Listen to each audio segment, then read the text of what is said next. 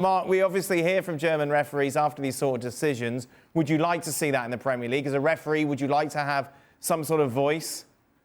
Yeah, I think this is the way forward. I think Howard Webb, the new PGM World head of refereeing, will do this. I think everything's about transparency, and I like to hear that, you know, referees come out to speak, to actually explain the decision. Even if we don't agree with it, at least we can try and understand why they give a decision. And I believe this is the way forward, and you know, I think we'll see more and more of it. I think German referees are more advanced than the English Premier League, for example. Even the German referees go and stand next to the coach after a game and explain the decision. So I think this is the way forward, and I quite like the idea that I can understand why they've given the decision. We've learned over the years you've got quite a frosty relationship with some former referees you used to work with. Where is Howard Webb in your friendship circle, Mark? It depends if I want a job, Dan. So probably.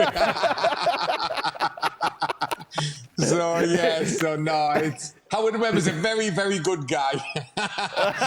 No. Very good. Do you want to put your number up at the bottom of the screen? Yeah. But no, I think what Howard did for the MLS, for example, I thought he got the VR very good. You don't have to suck up now. It's fine, Mark. No. It's all right. This is an interview. This is a forum to talk to Howard Webb. I think we've got to give credit where it due is. I think the PGM World have got a big task ahead. Like, for example, the PGM World have just dismissed Lee Mason, who had some really, really bad calls. And this is a step forward that, you know, Howard Webb is not going to accept, you know, bad decisions. And I think we've got to see what's going to happen over the next months. Howard Webb's got a big task ahead, and you know, there's so many. You know, the referees are so inexperienced, but the VRs are having a bit of a disaster at the moment.